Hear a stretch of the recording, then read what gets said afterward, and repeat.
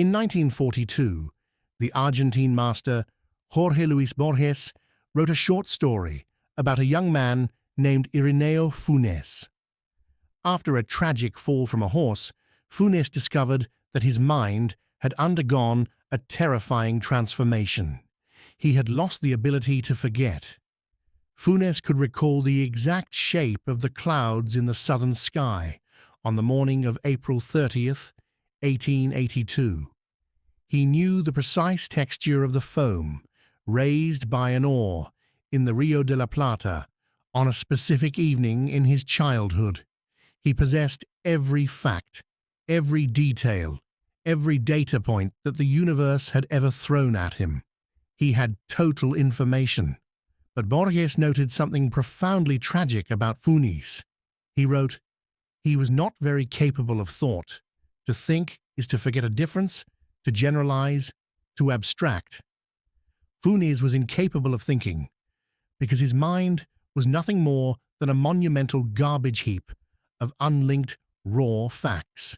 He was suffocating in the prison of his own perfect memory, completely paralyzed by details until he died at the age of 19.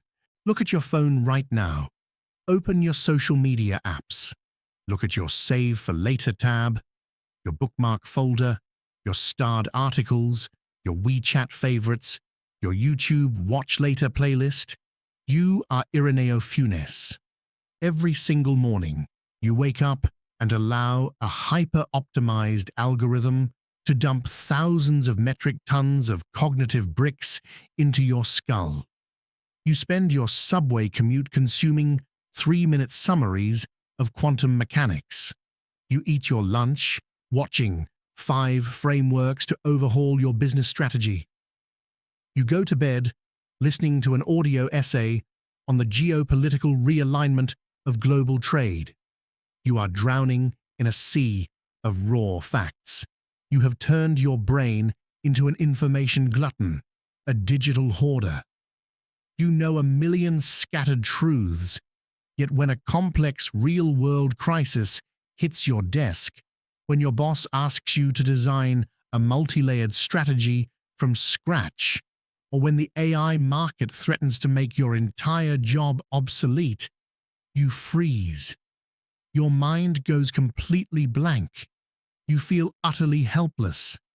Why? Because you have spent years collecting bricks, but you don't even have a blueprint for a doghouse.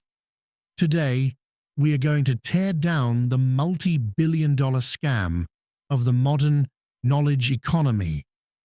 And we are going to learn how to stop being information consumers and start becoming cognitive architects. Let's dismantle the central ritual of the modern intellectual, the act of saving. Be honest with yourself.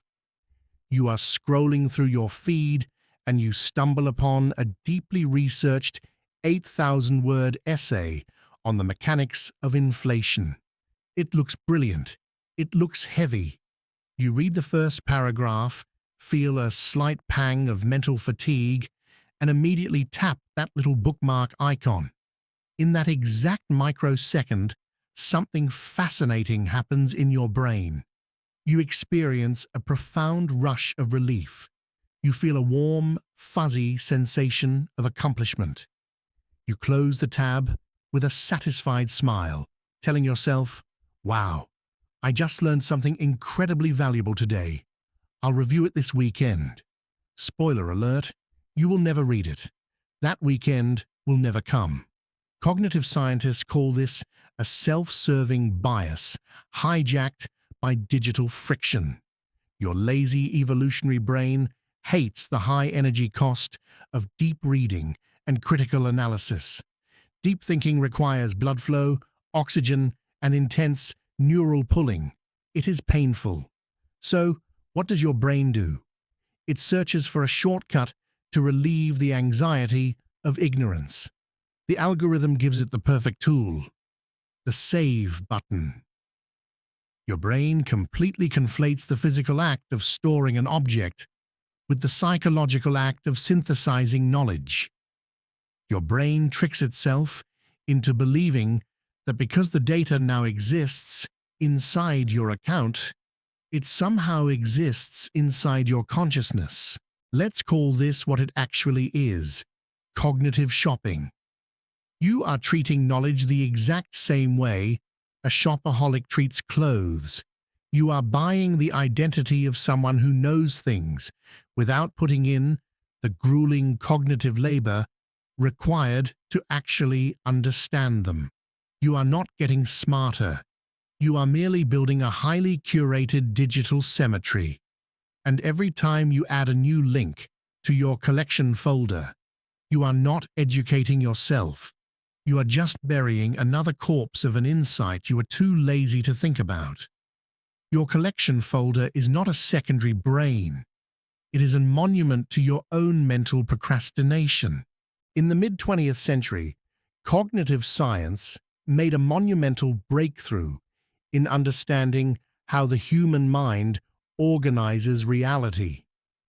They discovered that the difference between an elite chess grandmaster and a novice is not that the grandmaster has a faster brain or can memorize more pieces. The difference is an internal, structural concept called mental representations.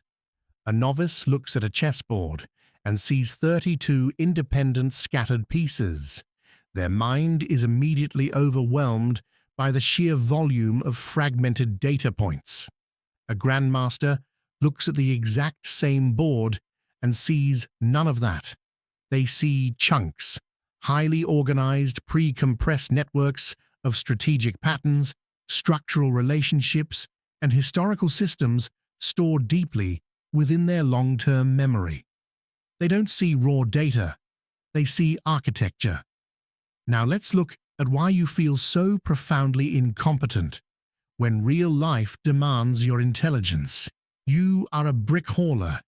You spend your entire day running across the internet, picking up loose, scattered bricks of information. Oh, look, an interesting quote about leadership. You throw it on the pile.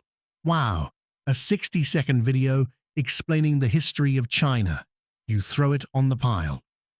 You think that if you accumulate enough bricks, a magnificent mansion of wisdom will automatically sprout out of the ground. It won't. A pile of bricks is not a house. It is just an unorganized hazard.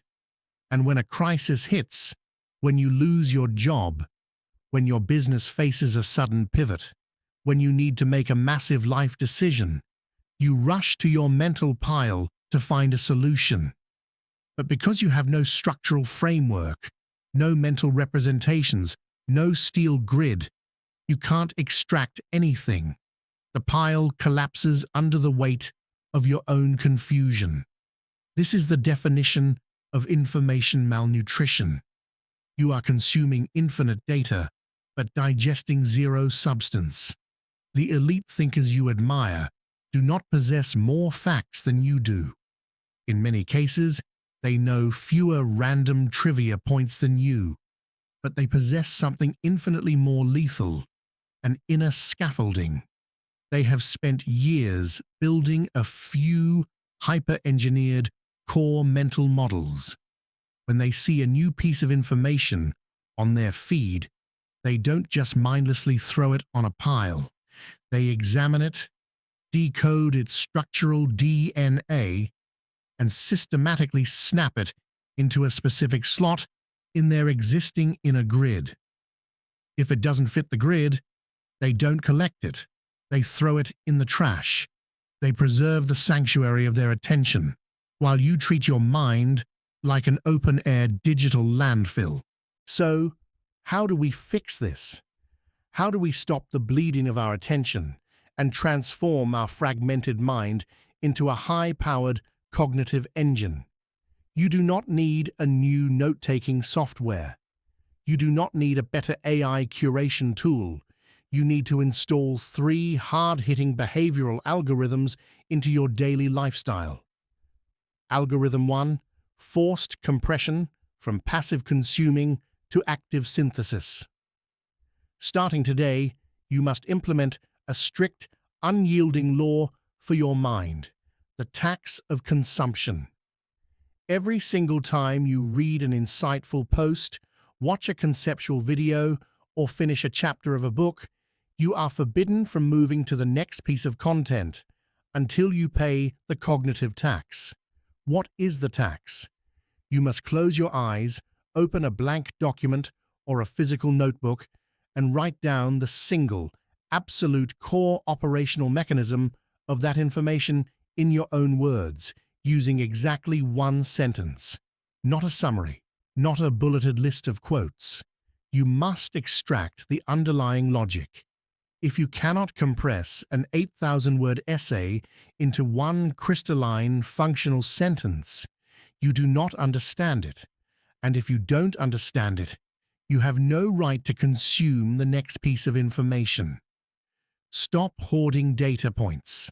Start forcing active synthesis. Algorithm 2. The monolithic scaffold. You must ruthlessly declare your intellectual sovereign territories. Most of you are anxious because you are trying to know everything.